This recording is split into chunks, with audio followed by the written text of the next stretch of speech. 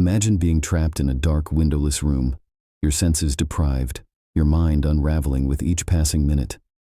You can hear nothing but the relentless sound of white noise, and every movement you make seems to amplify the crushing weight of your anxiety. These aren't scenes from a nightmare. They are the reality of some of the most extreme and insidious interrogation techniques ever devised. In this video, we'll explore top 10 most insane interrogation techniques that have left scars, both physical and psychological, on those who have endured them. Number 1. Sleep deprivation. Sleep deprivation is a powerful psychological tactic used to break a subject's mental resilience. The goal is to exhaust the individual by keeping them awake for extended periods, sometimes for days or even weeks. The lack of sleep leads to severe cognitive and physical impairments, triggering hallucinations, paranoia, emotional instability, and eventual breakdowns. This technique is particularly effective because it targets the brain's essential need for rest, which is crucial for rational thinking and emotional regulation.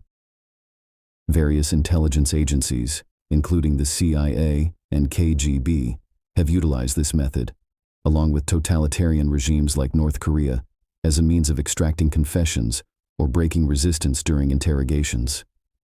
Number 2. Cold cell hypothermia. The cold cell technique is a method of inducing hypothermia by exposing the subject to extreme cold.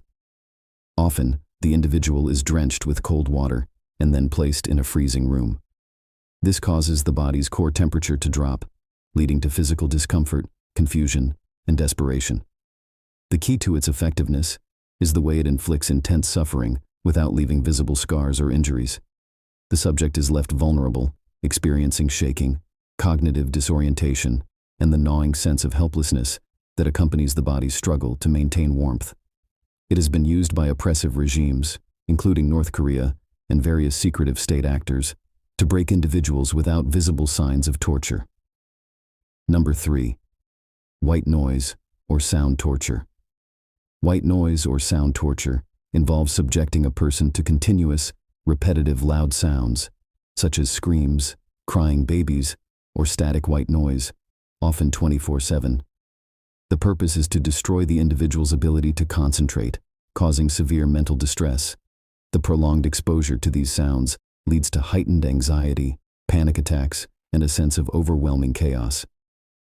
Over time, the constant auditory assault can severely destabilize a person's mental state, leading to confusion and even hallucinations. This technique is commonly associated with psychological warfare and has been notably employed at places like Guantanamo Bay, where its impact on prisoners' psychological health has been heavily criticized. Number 4. The Reid technique.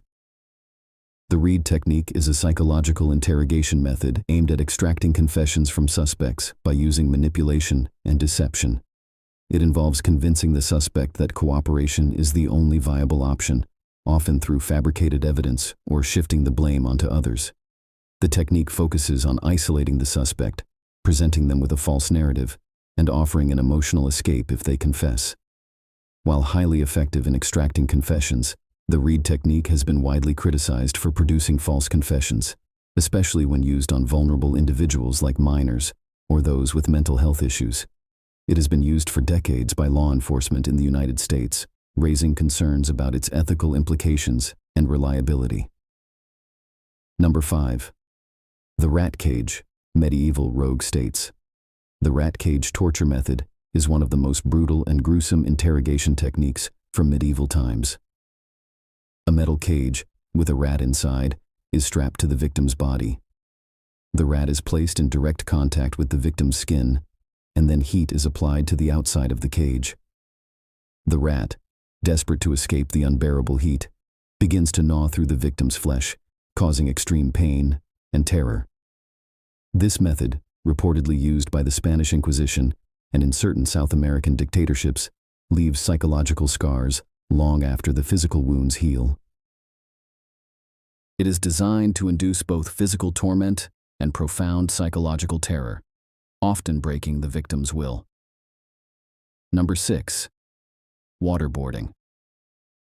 Waterboarding is a form of interrogation where water is poured over a cloth placed on the subject's face simulating the sensation of drowning.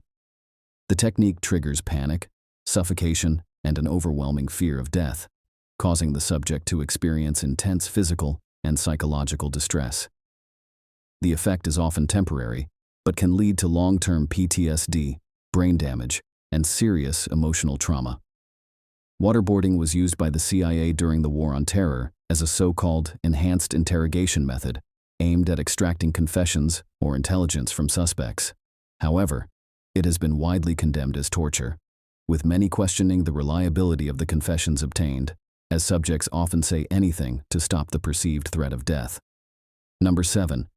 Stress positions. Stress positions are designed to induce intense physical pain and psychological stress without leaving permanent marks on the body.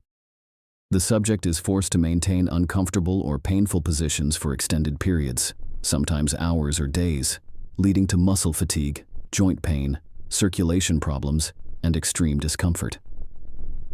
The constant strain on the body can break down the subject's physical and mental resolve, pushing them to the brink of exhaustion. This technique has been used by the U.S. military, Israeli forces, and other law enforcement agencies in various forms of interrogation. While it leaves no visible scars, the physical suffering can lead to lasting harm and profound psychological consequences. Number 8. Sensory deprivation. Sensory deprivation involves isolating a subject in an environment devoid of sensory input, such as using blindfolds, earplugs, or even complete isolation in sensory deprivation tanks. The goal is to strip away a person's ability to perceive their environment, which leads to intense disorientation, confusion, and sometimes hallucinations. Over time, the lack of sensory feedback can cause an individual to lose touch with reality, leading to a breakdown of their sense of self. This technique has been used in black sites and deep interrogation units, where prisoners are kept isolated and disoriented to break their will and extract information. It's a method that targets the mind, pushing individuals toward psychological collapse. Number 9. Psychological disorientation. Psychological disorientation takes the good cop, bad cop technique to extreme levels, using alternating kindness and cruelty to destabilize a subject's emotional state. It can involve actions like pretending to execute the person or harm their loved ones, or staging fake scenarios of death or danger. These tactics cause extreme emotional whiplash, where the subject is constantly unsure of what to expect, leading to a total breakdown in their ability to process their environment. The goal is to completely disorient and destabilize the individual, forcing them into submission. This technique is commonly used by secret police and authoritarian regimes, where the psychological destruction of a subject is seen as a pathway to compliance. Number 10. Drugs and truth serums. Drugs like sodium thiopental, LSD, and scopolamine have been used in attempts to break down a subject's resistance or alter their state of consciousness to extract confessions or information.